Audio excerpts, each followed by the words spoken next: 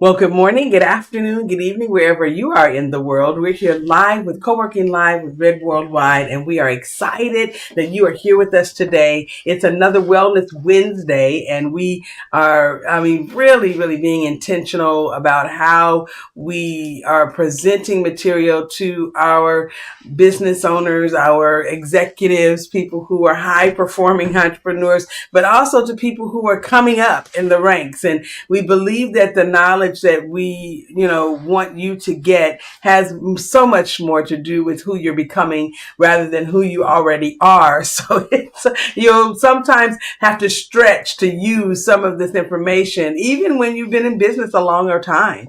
And I will tell you that for me, it has always been that I am arriving and that I've never been able to just quite arrive. And that's not a negative thing. It just means that I always have something else to learn. And I wanted to make sure that you all understood that you always have something else to learn. You are never in a position where you've learned everything. Your business is always growing. There's always going to be new clients or new customers to get. And so, when we are thinking about how we are educating ourselves to provide information that is, very relevant, we have to be thinking about how we're going to manage, our own thought process.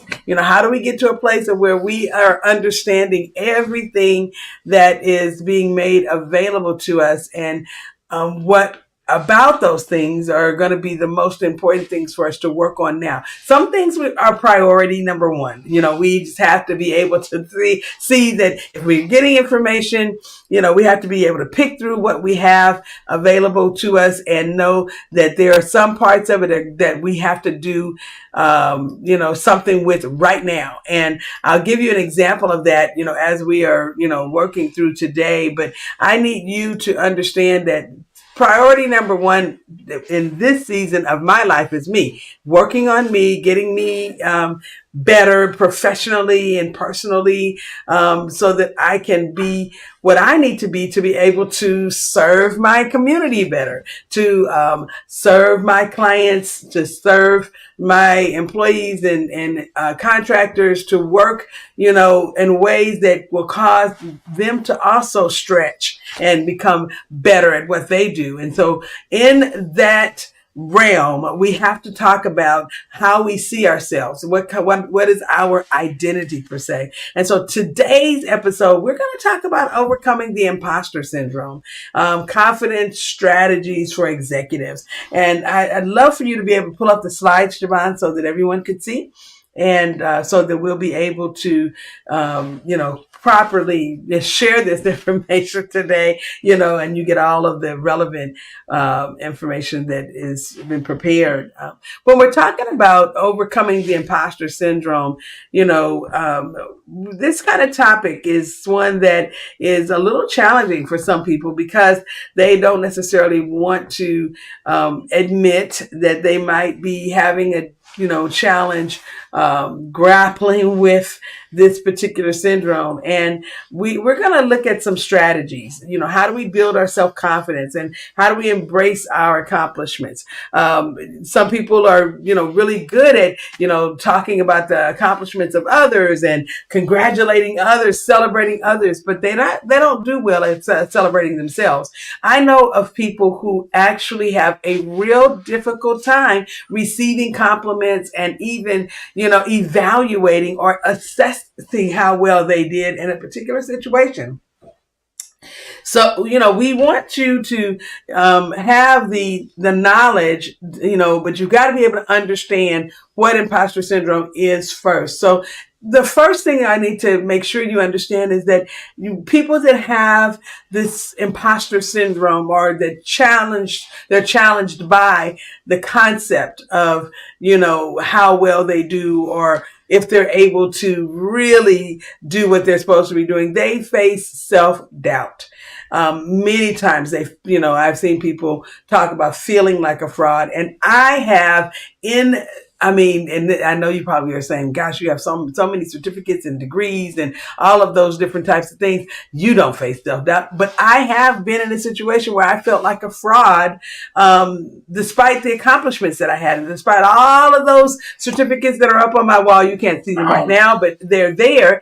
And despite that, I have felt like, from time to time that I was in a position where I had not necessarily accomplished things in a way that were what I should have been able to accomplish, in order for me to be doing what it was that I was doing. And so I've had to really work through that process, of seeing myself from a different set of eyes.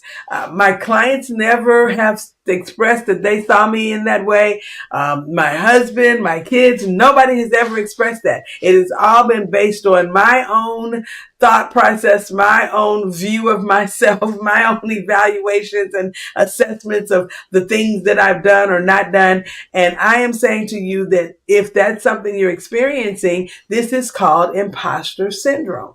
Another part of it is fear of exposure. Once you don't feel like you are equipped or that you have everything that you need to have to be doing what you're doing, okay, or for that matter, that you have enough experience, even though you might have the paperwork, you might have the degrees, you might have the certificates, you might even have, the accolades, but for whatever reason, some part is missing and, inside of you. And because of that, you might have fear of exposure and you dread being found out as incompetent and this thing leads to anxiety and avoidance in your life. It causes you to, sometimes procrastinate, on tasks because, you're like, okay, am I really doing this right? Or, how come it feels like I'm never able to get my mind around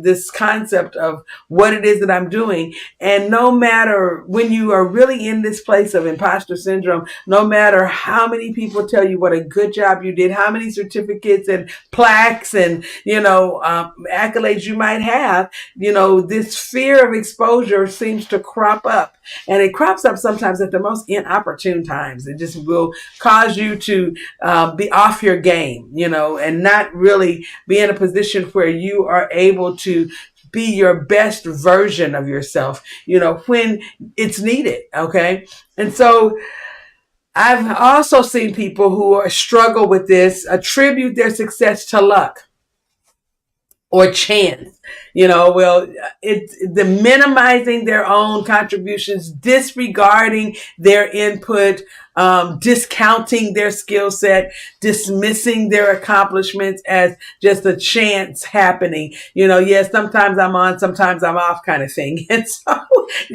this is really a real challenge for people who are in this situation. And so it's something when you are able to be honest enough with yourself to see yourself walking through this and understand what to do about it. Okay. So let's kind of look at what impact it has on your leadership. And then we're going to talk about how you can overcome it, what it is that you can do. So the impact of imposter syndrome on your leadership is that you are hesitant to take risks. And I am one who, have really in my life become a risk taker, but I use information. Okay. I'm not just out there, living, as one of my kids say, living foul, where I'm just doing stuff, and taking risks without any, information, or education, using any progress, meters, I do really look at, the concept of, what it is that I want to do and work towards. Sorry? Your slides are not showing. Okay, let's see what's happening. The slides are not showing. Thank you so much for that. Okay, hold on just a second. We'll fix it. Okay. Wonderful. Okay. So I want to make sure that everybody can see that. Somebody give me a thumbs up and let me know. Okay, yep, we can see it. Awesome, awesome sauce. Thank you so much. It's wonderful to have a good production team because I'm way down the road here. And my slides were not kept showing up, and so that's a little bit of a technical difficulty, but we have solved the problem. Okay, so I'm going to go back because I do want you to be able to make sure you see the beautiful graphics, okay, that go along with this. Okay, so as we started overcoming the imposter syndrome, and the confidence strategies that we're going over right now are the confidence strategies that should help you have the tools to be able to not have this be a thing for you. We see this guy, he's looking at himself in the mirror, and one side looks one way and the other side, of course, in the mirror, in other words, what he's seeing himself a different way than he presents to others. And that is also a real big issue with imposter syndrome. And so we talked about the self-doubt, the fear of exposure, and attributing success to luck. And now we're really looking at the impact of imposter syndrome on your leadership. So you are really hesitant to take risks when you have this as an issue. And the fear of failure does really stop you from iterating on your services, your products. You kind of get to a certain point and you're like, well, this is working, so I don't really want to move to the next concept, because I'm just not sure that I'll be able to pull it off. I've seen people have that as an issue. It does hinder your ability to innovate, and that stops you from being competitive in the marketplace. And you sometimes don't even use strategic decision making because you don't trust yourself. And so this is a real issue when you are, a high performing leader. You perform well and you're not able to have the view of yourself, the view of your products and services that you really need to see. It's skewed. You have on a set of glasses that are a whole lot darker than they need to be. Okay. You're sometimes in a position where you are coloring your view, as you go. And you're not able to really view things, in truth and in authenticity. And so what we want to really look at is when you have imposter syndrome, even if you're struggling with it, and it may not be the way you see life always, but it crops up here and there, it limits your growth. Self-doubt really does prevent you from, seeking out the opportunities. Things will show up and you will purposefully turn in your paperwork late, or you are staying up all night the day before, not because you work best with deadlines, but because of the fact you're scared. You are fearful that you're not going to be able to do it. And, I've seen people do this with grant opportunities. I've seen them do it with opportunities for promotions. I've seen people do this, with opportunities to expand their company, how they are just so rattled inside about how they view themselves that they will not even allow their company to excel. Then it also strains relationships because when you're insecure, that insecurity has a frequency, and people around you can feel it. They can sense that there's something off. And it leads to, people not necessarily choosing you sometimes, to do business or to coach with or to even, buy your services or products, because of the fact that you're in there,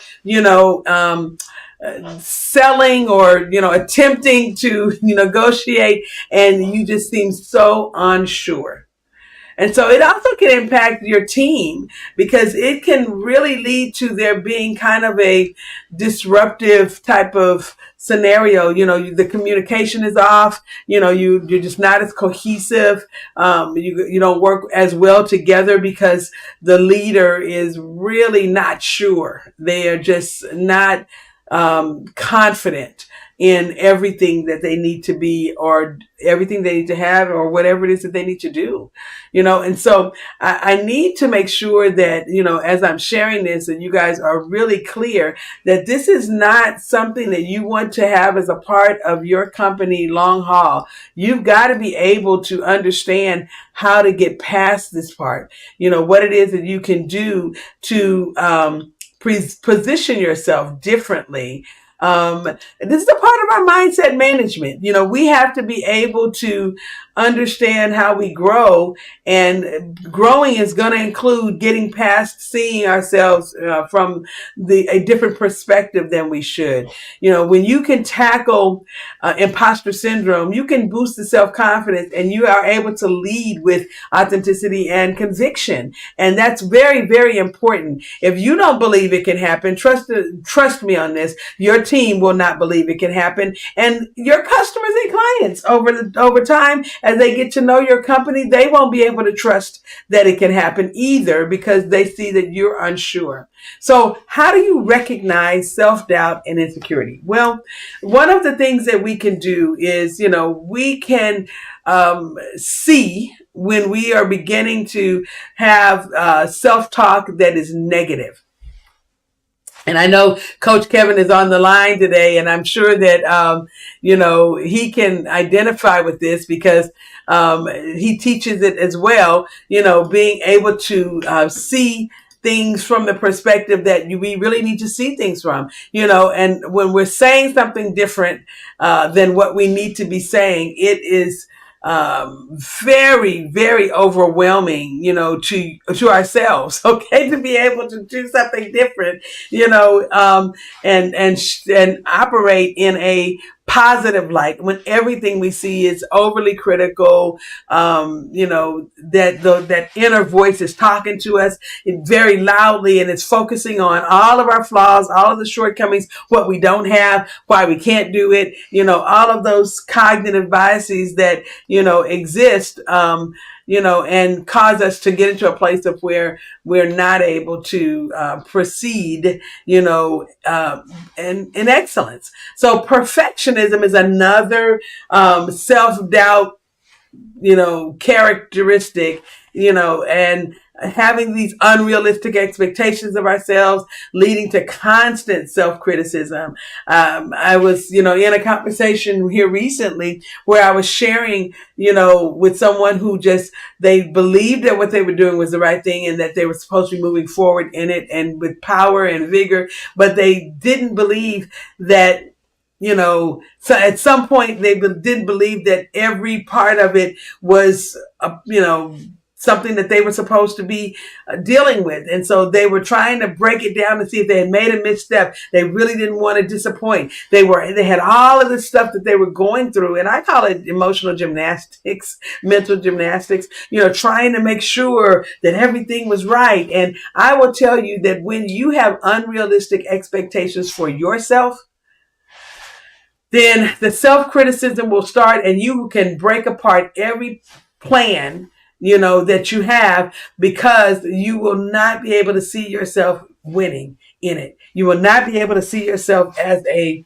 person who could possibly complete the task. So we always will, I won't say always, but we often will, when we're in that mindset, compare ourselves to others, measuring our self-worth, against the perception of success of others. I'm looking at someone and I see that they have made certain accomplishments, and they are ambitious in things that they do. And when I start comparing myself to them, I should be further along than I am in my company, or I should be further along than I am in life, and it fuels the insecurities. And this is a very hard thing to break if you, are in a position where you don't see it, but if you are seeing it, and that this is what's happening, there are some things that can be done about it. And so here are some of our strategies for building your self-confidence. And so the first thing is, you got to challenge the negative thoughts. When those thoughts come up, you have to identify them And Coach Kevin, you see me using some of your stuff. Reframe the negative self-talk.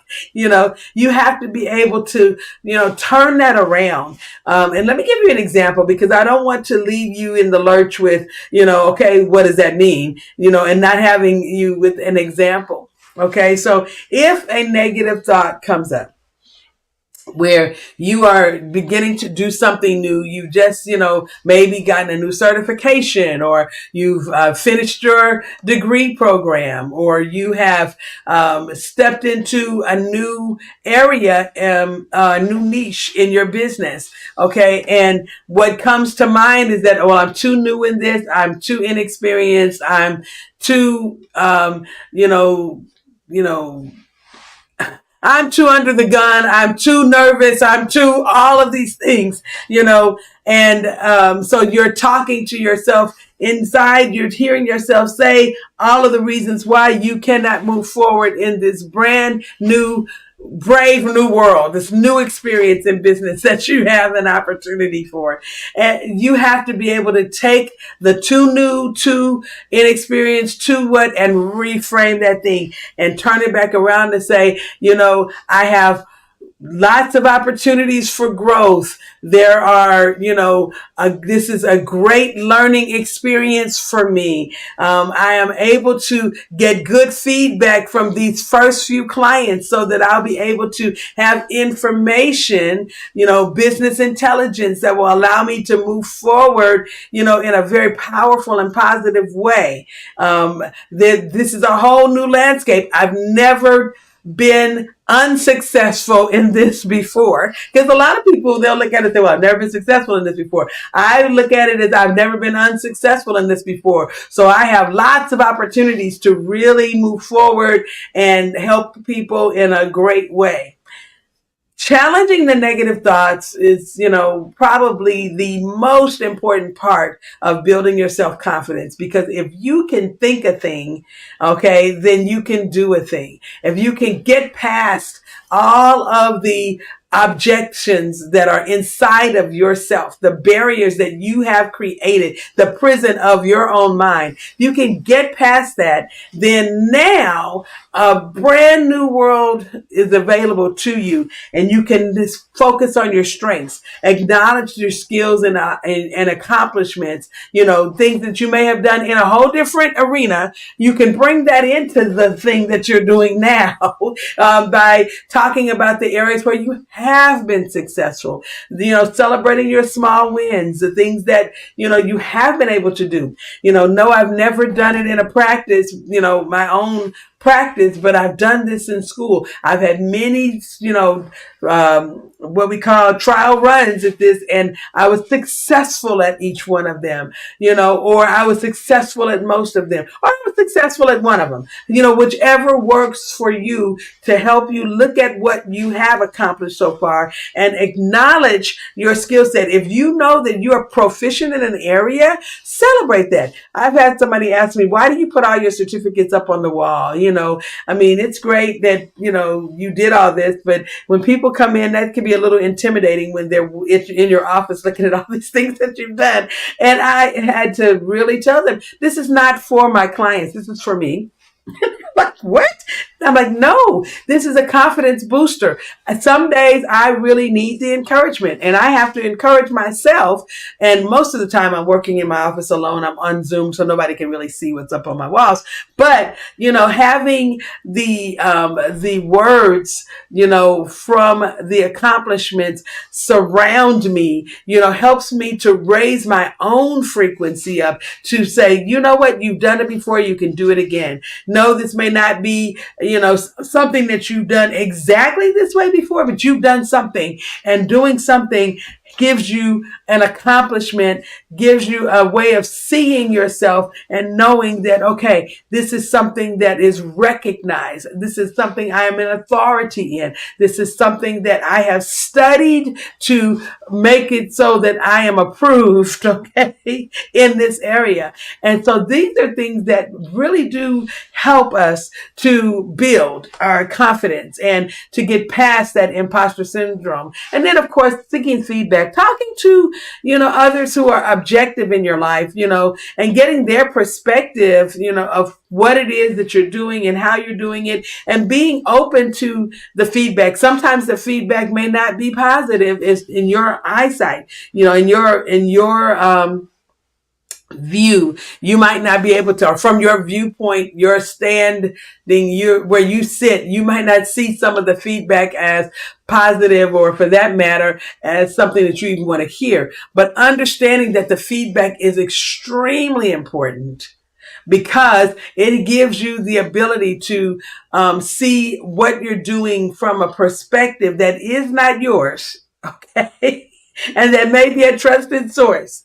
And so it gives you truth, and you can look at what you need to correct or course correct. You can look at how you can, add things to it to make it more substantial or more rigorous. If you're trying to create, something like a curriculum or some type of a coaching program, or for that matter, you're trying to create a product that is, more, that serves people better and that is more appealing. It has, curb appeal. It's something that people will, take, and utilize. I remember, just recently I talked about when I was in Sao Paulo at the book festival, and I had my first book that I was releasing in Portuguese at the book festival. And I just remember the feeling of having my book sit on that table, knowing I could not speak a lick of Portuguese. I'm at this conference, or not really a conference, but it was a festival, and, which is more like a trade show for books. Okay. And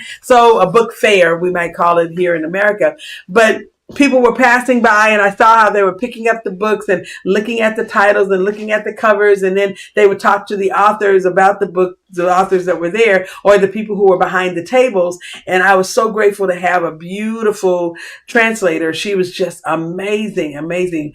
And she was there to help me with, the words that I didn't know, that they were asking, the questions that they were asking. And I would tell her my answer, and she would, translate the answer so that people could understand. And so in the first hour, it wasn't very many of my books that were, flying off the shelf, because I couldn't figure out how to communicate. And that part made me feel like I wasn't ready. I wasn't, this wasn't something that I should be even trying to do.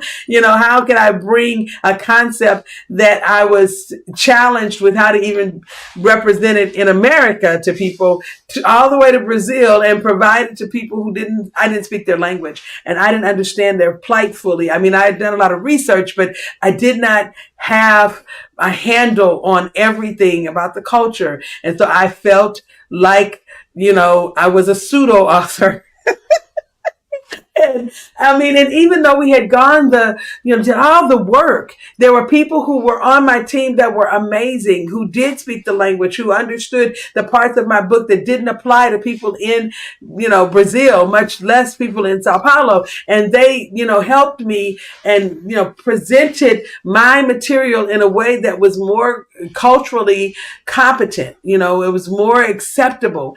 And I still felt those feelings that, had me, almost paralyzed to be able to try to, reach out to people and have them come to the table and, attempt to talk to them, even though I had a great person helping me with the translation. But when I actually took the time to seek the feedback from people who had read the book, people who had picked up the book and looked at it and read pieces of it, I began to get more and more confident, because their perspective outweighed my own. My perspective was skewed based on things that really were not even real after we got, past a certain point. It was all based on my feelings and my level of comfort in the situation, because I didn't speak the language and I didn't, feel like I could communicate, even though I did have a translator. after I talked to several people and began to really get in there and start pulling people to the table and attempting to communicate with them and having, I was reaching out. My books began to fly off the table. And every time we'd look up 10, we put 10 on the table and they were gone. And so then we pulled some more and they were gone. And the second day I did much better. And because I was able to, fill up my confidence meter, because of the challenging of the negative thoughts and the focusing on my accomplishments that I had before. I was a writer. It wasn't that I wasn't a writer, and it wasn't that I had never written before. It was just, this was a new arena for me, a new language, a new culture, and I had to get the feedback so that I could build my confidence the way that I needed to. So let's take a look at, what it means to embrace your accomplishments. Well, celebrate your successes. Acknowledge and reward your achievements, both big and small. You have to do this for you. Yes, you want other people to celebrate it. And it's great to hear people tell you how, wonderful you've done and, to, even, give you their feedback, but you got to get to the place of where you celebrate that. Because if you do not, you're going to be in a position where people are telling you things and you are not believing them. Okay. And now the celebration of the success is rote. It's not something that's real and authentic. And so I want you to be genuine about this, to celebrate your success. Okay. And when you're able to do that, it really does also contribute to your ability to build that confidence meter and to get it up so that you can erase the concept of imposter syndrome from your life. Okay. And then keeping a success journal is something that's a real good practice. When you can have a journal where you're documenting, your ambitious attempts to do something, when you actually have accomplished it, you got an outcome and you have those outcome indicators and you're able to have these little small things that show, okay, I'm on the road to accomplishment and this is what I've done and this has been successful. Document the wins, to have this tangible record, and it helps you to also go back and remember, what we talked about earlier is looking at your other successes and your other accomplishments. When you've got that success journal, you can go back and use all of that material to help get rid of the concept of feeling like a fraud or feeling like you are not deserving or that you cannot accomplish what it is that you have studied and worked so hard to be able to accomplish. All right. And then, of course, sharing your achievements. Talk about your successes with others. Let them know when you've made a gain, you've made a step. It might even be to you a small step, but it's a step nonetheless. I'm a part of a business mastery group, and we're all, in this group, riding alongside each other for a year, in our businesses. And I tell you, it is so wonderful to be able to put a very small win in there and have everybody congratulate you, put the memes in there, and that's just a wonderful thing.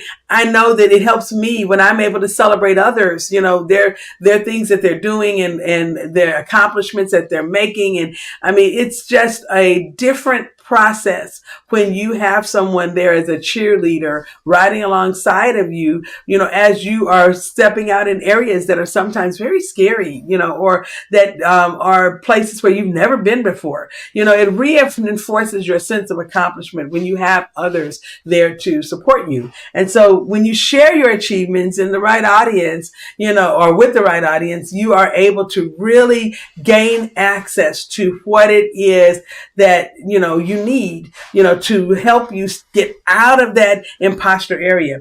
You might have been someone who has great accomplishments in one area of your, business, or for that matter, in your professional life, if we can talk about it that way.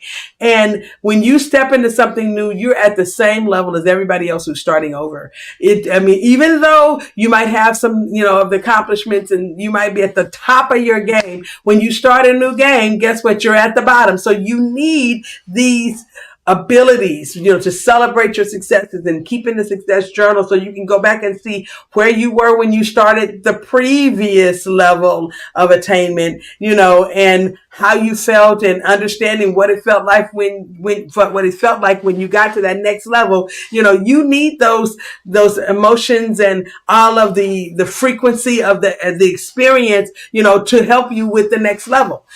So when you share your accomplishment, I would go back and write that down in my success journal. Hey, so and so, congratulated me today, on my accomplishment in this particular area.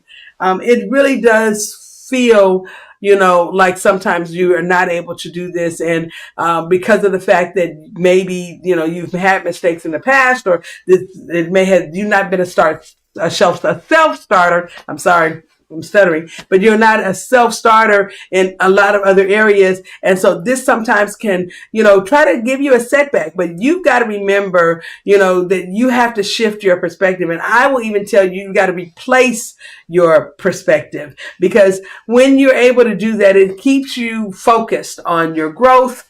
You can see challenges as opportunities for learning and development. It helps you embrace imperfections. There's some things that are never going to be perfect, and it's okay. Accept the mistakes as a part of the process. Accept the failure as feedback. Okay. You guys know, who've been watching me for a while, how I feel about the word fail. I feel that it's failure that sometimes causes the greatest accomplishments. So when we're looking at, failure as a feedback, when we're looking at the, being accountable, for the process, okay, that we're going through, and being accountable for what it is that didn't work, so that we can understand that there's something that's going to work, but that just didn't. And when we're able to, really, really have the mindset where we can look at the impression that failure had on us, the impression that it had on others, so that we can get a very well-rounded view of what has happened. Now we have leverage. Right? We have leverage, and so that's my acronym for fail,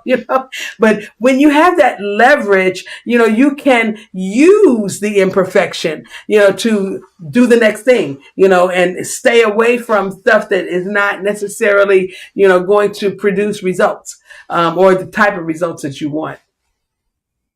And then being able to practice gratitude, when you can recognize and appreciate your strengths, your skills, your accomplishments, and being thankful every moment, okay, for what it is that you've been able to experience, and what this lesson has brought to you, what this life lesson has done for you, it changes how you perform overall. And so our takeaways today is that, we want to be able to turn our challenges into opportunities. That's our part. That's something that we have to do. We've got to be able to learn from the mistakes, view the challenges as opportunities for growth and improvement, and seeing it that way, and solidifying that you see it that way, helps you to not be so hard on yourself, when you have made a mistake, or when something has happened that you weren't expecting. It's an outcome that, was different. It produced something different than what you had accounted for, as you were doing your planning. But you still need to be able to see it as an opportunity to grow and to do something different the next time. And then set realistic goals. A lot of us are very unrealistic.